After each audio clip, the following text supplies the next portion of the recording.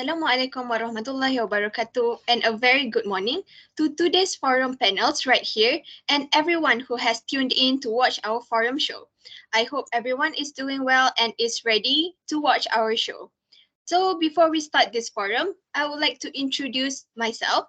My name is Aina Safia binti Alias and I am here on this amazing day today as a host for this show. In this forum, we will be discussing a topic that is actually an underrated topic and is not discussed by many, which everyone is already aware of from today's show name, all about the Risk Management Committee. So before we start, I want to introduce our line of panels, starting with Datuk Zahirah Nisrin, one of the directors of Asia. Second, Ms. Nurul Anisha, member of Risk Management Committee in Sinar Darbi. And lastly, our Miss Nur Alia, also a member of the Risk Management Committee of Mesle Berhad. Thank you so much for being here today, despite your packed schedule, and I hope all of you are in the greatest state of health. Before we start this forum, I would like to give a brief explanation on what risk management is to the people out there who are not clear of what it means, or those who heard about this risk management for the first time in their life. So, risk management is actually the process of identification, analysis, and acceptance of uncertainty in business decisions. In business, there are threats and risks which could come from a variety of sources, for example, financial uncertainty, management errors, and also accidents and natural disasters.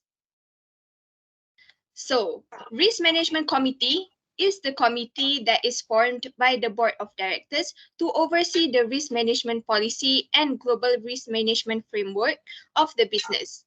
Basically, this risk management committee will assist their company's board of directors in fulfilling the director's responsibility, which is regarding the risk appetite of the company's risk management and compliance framework, as well as the governance structure that supports it.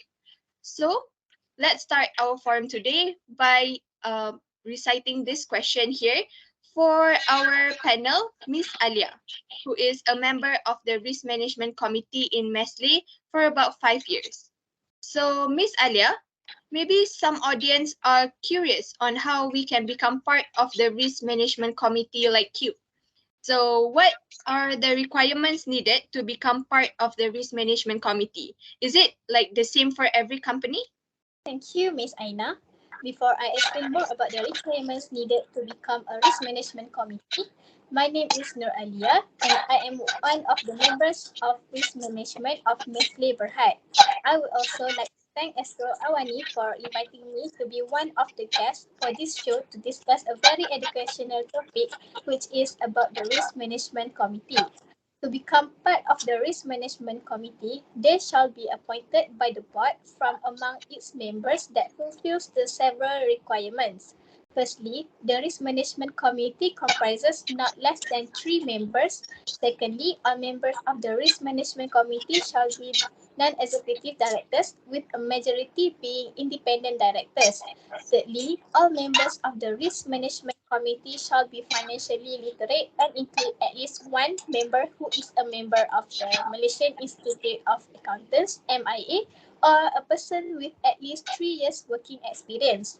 Next, no former key audit partner of the external auditors of the company shall be appointed as a member of the Risk Management Committee without observing a cooling period of at least 3 years. Lastly, no alternate director of the board shall be appointed as a member of the Risk Management Committee. Oh, I see. It is the same with my company, which is Sinar Darby. As the Risk Management Committee members appointed by the board shall consist of not less than 3 members. The Risk Management Committee comprises of 5 members, 4 of whom are independent non-executive directors. Oh, I see. So it is just the same qualification required in becoming part of the risk management committee member for Mesle and also Sinar Darby. I hope everyone takes note on this qualification required that has been clearly explained by two of our panels here, Ms. Alia and Ms. Nurul Anisha. So we proceed to the next segment. I want to ask Datuk Zahira as a board of director. Can you give us a brief explanation on your company's committee membership and organization? Thank you for the question, Ms. Aida. Before we start, I would like to introduce myself. I am Zaira Nisrin, one of the director of Asia. I am honored to be part of the panel here today. So back to the question. The members of the committee shall be appointed by the board and shall comprise at least 3 members, all of which shall be non-executive directors, of which at least a majority of whom shall be independent directors.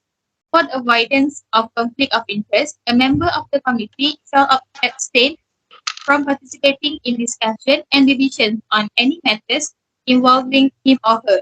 In the event of any vacancies in the committee that results in the number of members being reduced below 3, the board shall within 3 months appoint such number of new members as may be required to make up the minimum of 3 members. Each appointed committee member shall hold office until the earlier of the time as the board determines to terminate him or his or her appointment, or until the committee member ceasing to be a member of board, where there is a specific need for information or clarification or any matters, the relevant employee may be invited to attend the specific parts of the committee's meetings. So that is all I think about the company's committee membership of ASEAN.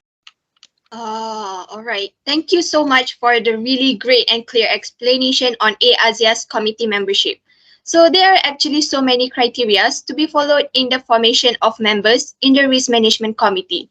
Looking at all the criteria of the committee membership just now, Datuk Zahira has mentioned non-executive directors, independent directors, and members of the board.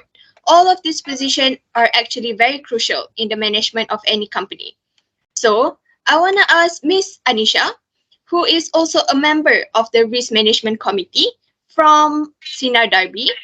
From your personal opinion, Miss Anisha, what is the purpose of the Risk Management Committee that is established in your company, Sinar Darby? Why is it crucial to have this committee in your company? Assalamualaikum everyone. Before I begin, let me introduce myself. I am Nurul Anisha from the Risk Management Committee of Sinar Darby. I am glad to be here as a one-off panel on this forum today. Thank you for the question, Miss Aina. Basically, the Risk Management Committee is established as a committee of the Sinar Darby Berhad Board of Directors.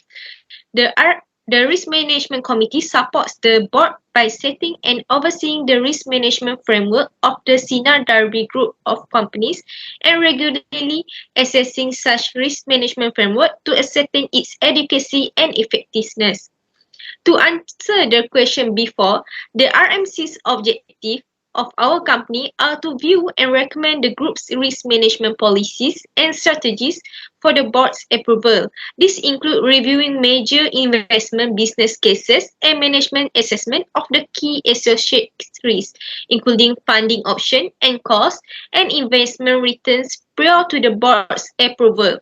Besides that, to monitor the implementation of post-spend transaction in accordance with established threshold in the approved group limits of authority, which includes capital expenditure, acquisition, and project-based operational costs. Wow, that is actually a really precise and well-elaborated information from Ms. Nurul Anisha. So it is really crucial to have a risk management committee in every company. Without this committee, there will be no one in the company to identify and offer solutions to minimize the risk. If an unforeseen event catches your organization unaware, the impact could be minor, such as a small impact on your overhead costs. However, in a worst-case scenario, it could be catastrophic and have serious implications, such as a significant financial burden or even the closure of your business. So, we're currently talking about risk. I want to ask Datuk Zahira, as a director of ASEA, do you have any example of risk that happens in your company ASEA? Doesn't matter big or small risk that you want to share here with us today. Thank you, Ms. Aina, for the question. As indeed everyone knows that ASEA has few strengths that differentiate us from other competitors. ASEA has a reputable and well-established brand name in Asia Pacific since it has been awarded the world's best low-cost carrier for 11 consecutive years by Skytrax. On top of that, AirAsia also has an excellent one-stop digital platform with its innovative idea by allowing clients to book their holidays hassle-free. AirAsia has the strength to offer strong marketing and promotion by having a partnership with other tourism industries. So besides the strengths, just like other companies, AirAsia also has weaknesses that will give risk to our company. For example, consumers have not been happy with our service level, particularly related to AirAsia's flight punctuality, delays, and cancellation. Furthermore, being a low-cost carrier, AirAsia faces a low profit margin and poses a challenge to AirAsia in managing and stabilizing our profit margin while offering cheap tickets and delivering the expected service level to consumers. So, when being a low-cost carrier with a low profit margin, AirAsia put extra effort into risk identification and management to ensure the business sustainability for AirAsia to meet the main objective of realizing long-term shareholders' value and safeguarding stakeholders' interests, we embedded a risk management committee into our corporate governance structure. The primary responsibilities are to oversee and recommend the enterprise risk management strategies and framework, and to implement and monitor business continuity plan, and lastly, to develop and instill a risk awareness culture. Ah, all right, I see. So managing a business is surely a complex and tough job, especially when you are involved in an aviation business. I also personally witnessed many comments in social media regarding Asia's flight punctuality. So that is the risk of managing an airline business. Having to do thorough checkup on the aeroplanes, not just one, but hundreds of them, sure is really challenging since it involves the safety and the life of people. But don't worry, I believe there are many experts in Asia, so I am pretty sure they will be coming up with solutions to minimize the risk that is happening in their company. So, speaking of risk, I actually have a question for our panel here, Miss Alia. Can you explain more on the roles and the job scope of your position as a member of the Risk Management Committee in Mass Liberhead? Alright, thank you, Miss Aina, for the question. So, the Risk Management Committee plays an important role in setting the tone and culture that promotes effective risk management across the company. One of the roles of the Risk Management Committee in our company is to oversee the formulation of the group's overall enterprise risk management framework and strategies, including policies and procedures to manage risk, including any trends of threats to ensure their relevance and appropriateness to the group's position and business. Besides that, to advise and report on the overall risk appetite, tolerance, and strategy on managing business risk. Next, their role is to review and deliberate the report by the management on the group's key business risks to ensure that the internal controls and business continuity plans in place are adequate and effective, and that appropriate timely mitigation actions are taken by the management to address the risk. May I add something here? For Sina Derby, our function may differ from your company, Miss Alia.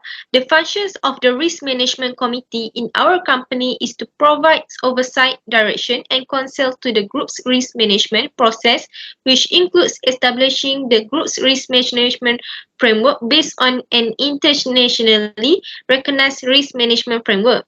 Besides that, we also conduct an annual review and periodic testing of the group risk management framework. In addition, we also review all major investment and project business cases in accordance with the established threshold in the approve of group limits of authority.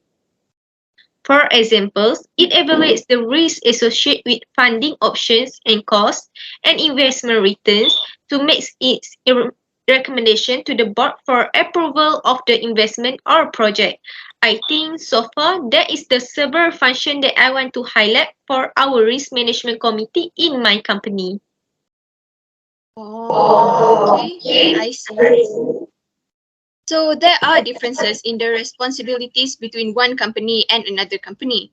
As we already heard from Miss Alia and Miss Anisha on their roles, we can see how crucial it is the risk management committee to the company.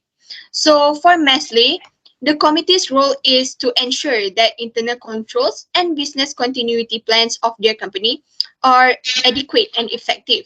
Meanwhile, for Sinar Darby, the role is to review risk for all major investment and project businesses case, besides evaluating the risk related to funding options and costs. So speaking about the roles of Risk Management Committee, here I want to ask Datuk Zahira, as a director of Asia. In your opinion, as a top management, do you think the Risk Management Committee is crucial for your company? Thank you, Ms. Aina. So, is it crucial for the risk management committee in Asia? For me, every strategy is a hypothesis and several underlying assumptions define its uniqueness. Understanding the risk is essential for guiding the CEO on the strategy and its management. Insights obtained from both internal and external sources help the board of directors make informed decisions and chart the direction. Depending on the size and quantum of work involved, a board can decide to constitute a risk committee within the board for smoother functioning of this critical role. As risk oversight is a responsibility no board can absolve from. Many directors ask us why they would look at a separate risk committee and why the audit committee can't do this as part of their work. Basically, mostly the audit committee won't have the required skills, time, and the mindset to do this work. Boards will be ill-advised to assign risk management to the audit committee, given that it is probably already overloaded. It is also better to have a risk committee when the business has special issues, such as the ones we see in the power, banking, natural resource, and such sector where problem of credit, pricing, and regulation can be ever-changing. Technology companies, for instance, will have disruptive forces combating all the time and will need special risk mitigation focus. The role of a risk committee should encompass the entire organization with a systematic approach to categorizing, monitoring, and guiding on risk issues. It should support the management to focus on risk mitigation process. So the conclusion is it is very important and crucial for every company to have a risk management committee. Oh, all right, I see. So it is true that in big or small companies, the risk management committee has a very crucial function in the organization. So I feel like we're already in the middle of our segment for forum today. So let's take a quick break and we'll be coming back for a while.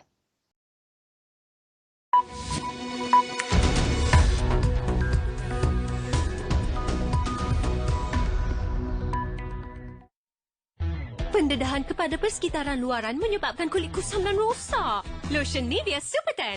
Gabungan multivitamin dan niacinamide. 100 kali kuasa pemulihan. Memelihara kulit kusam dan rosak untuk kulit muda berseri dalam 7 hari. About to get down, living it up. Never touch ground, never enough. Got me feeling good.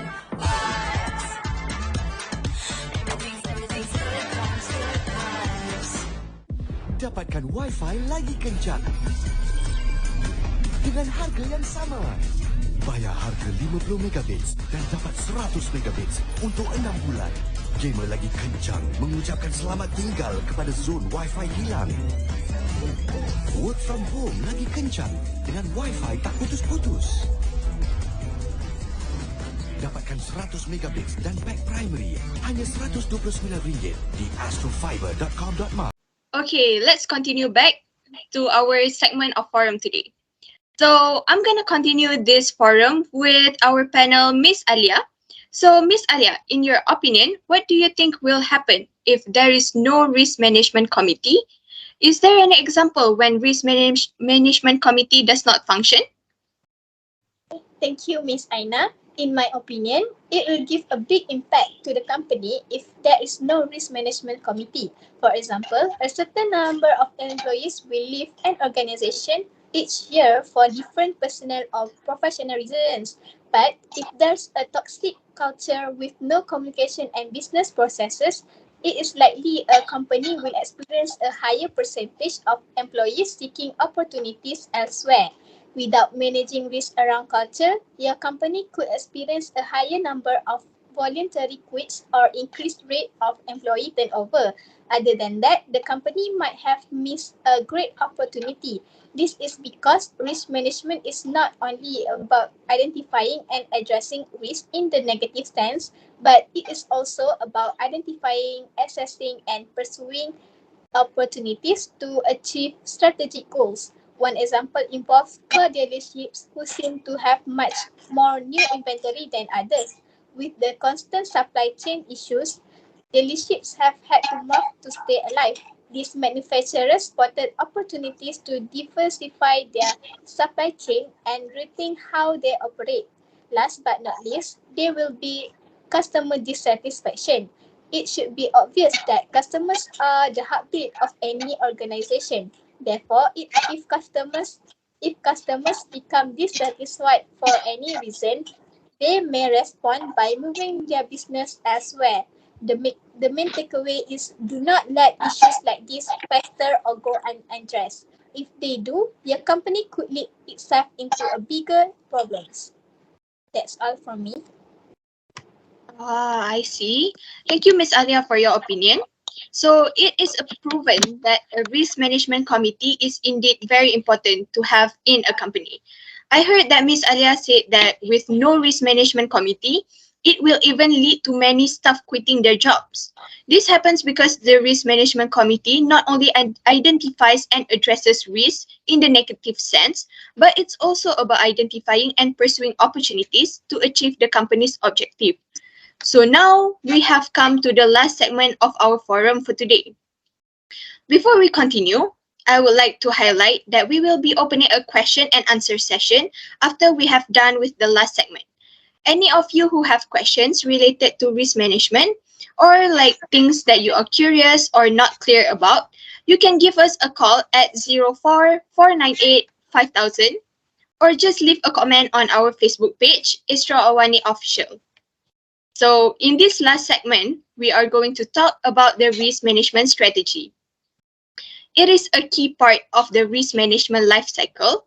After identifying risks and assessing the likelihood of them happening, as well as the impact they could have, you will need to decide on how to treat these risks.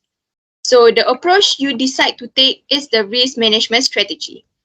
So there are 4 types of risk management strategy, which are transfer, accept, reduce, and avoid the risk. So starting with transfer risk, the risk is transferred via a contact to an external party who will assume the risk on an organization's behalf. Choosing to transfer a risk does not entirely eradicate it. The risk still exists, but the responsibility for it shifts from your organization to another company. So next, acceptance, which is a risk that is accepted with no action taken to mitigate it. Sometimes the cost of mitigating risk can exceed the cost of the risk itself, so it makes more sense to simply accept the risk. Next is the reduction of risk. Risk becomes less severe through actions taken to prevent or minimize its impact. Last but not least, avoidance of risk. It means that the risk is eliminated by not taking any action when it occurs. If you choose this approach, you are aiming to completely eliminate the possibility of the risk occurring. So, since we have our panels here today, I want to ask Ms. Nurul Anisha on how you use this TARA strategy in your company. If you don't mind sharing it with us today. Thank you for the question, Miss Aina. I will explain on 2 risk management strategy, which is transfer and avoidance. Every industry and every individual business within an industry are exposed with different level of risk. In my company, which is Sinar Darby, acquired an insurance plans to protect their assets. Our company may transfer the risk of our valuable assets such as our property, plant and equipment and other assets to the insurance company. This benefits our company as we do not need to bear huge loss when there are any incidents such as natural disaster that may lead to the loss of the asset. Besides that, our company implements anti-bribery and anti-corruption policies. All bribery and corruption are prohibited in the company. The company upholds a zero-tolerance approach. In addition to bribery, employees must not participate in any corrupt activities such as extortion, collusion, breach of trust, abuse of power, trading under influence, embezzlement, fraud, or money laundering. This shows that our company tries to avoid the risk that relates to any fraud and corruption by making a strengthened policy. Oh, I see your point. May I add something here according to this strategy? For our company, previously we faced the fluctuations in fuel price, which give us a significant impact on the profitability since fuels are a key cost component for our business operations. So in order to reduce the impact of these situations, we mitigate this risk by actively monitoring and managing the exposure to fuel price volatility through various hedging strategies. Other than that, as everyone knows, the airline business is governed by several different regulations that depend on the location they operate and the type of service they provide. So various regulators will have varying requirements in which an airline has to consider the risk of non-compliance. In severe cases of non-compliance, the Air Operators Certificate, which is AOC, is revoked from the airline, which renders the business inoperable. In this case, Air Asia just keeps maintaining regular engagement with the regulators for all jurisdictions and monitor the regulatory landscape for signs of changes in the company's regulations. All right, I see. So to conclude from today's forum, we learned a lot from what is risk management committee, qualifications to become risk management committee, real life risk happened in the company, what happened if there is no risk management committee, and also strategy used in risk management. So risk management committee is very important in project planning and implementation. The role of a risk committee encompasses the entire organization with a systematic approach to categorizing, monitoring, and guiding on risk issues. It should support the management to focus on risk mitigation processes. With that, I think we have now come to an end of this forum session since we already come to the time. And I would like to say thank you to all these beautiful panelists here today, Datuk Zahira Nisrin, Miss Anisha, and Miss Alia, for being here with us today.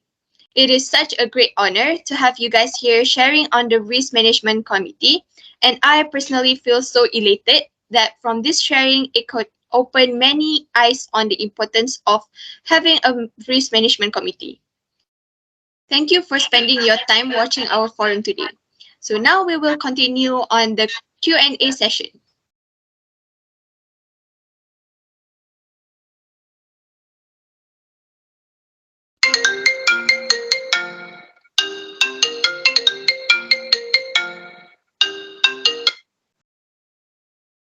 Hello? Hello, Who's there? Can you introduce yourself and what question you wanna ask us? Assalamualaikum. My name is Wafi from Puchong, Selangor. I have one question. Can you explain the risk appetite in risk management? Thank you in advance for answering my question. Thank you so much for your question, Mr. Wafi. So the question is about the risk appetite in risk management. So any of the panels that want to answer the question from Mr. Wafi? I volunteer to answer this question. This actually is a good question. The risk appetite is the level of risk that an organization is willing to accept while pursuing its objective, and before any action is determined to be necessary in order to reduce the risk. There are also risks that are going to be above our risk appetite in the organization that we simply cannot do anything else about. So somebody within the chain of command or within the organization with the necessary level authority need to say, you know what, I am willing to accept that risk on behalf of the organization. Nothing else that I can do about it. That's all my explanation of the risk appetite. Thank you. All right. Thank you so much, Ms. Neil Anisha, for your brief explanation. for the question of Mr. Wafis just now. So I'm gonna check on our Facebook page to see if there is any other question that our audience are curious about. Okay, now we got a question from our Facebook page that is posted by Khadija Ahmad. So Khadija asked us, what are the steps for evaluating and reducing risk? Can someone help me? Okay, so the question is about evaluating and reducing risk. So any of you guys panels that want to answer Khadija's question? I would like to answer that question. All right. Okay. First of all, thank you to Khadija for the question. So there are four guidelines for reducing risk. The first one is identifying the hazards. It is the process of finding, listing, and characterizing hazards. The second one is assessment of the risk, which is the assessment like harm preventing conditions should be done. The third step is to control risk factors that involve monitoring, evaluation, and compliance with decisions in a company. Lastly, record the findings. The output of the risk-causing factors should be recorded so that further complications can be avoided. That's all. Thank you. So with the end of our Q&A session, that means it's the end for our forum all about the Risk Management Committee today. Thank you so much for all the panels and for all the audiences that watch our forum today. Have a good day, everyone. Thank you. Thank you.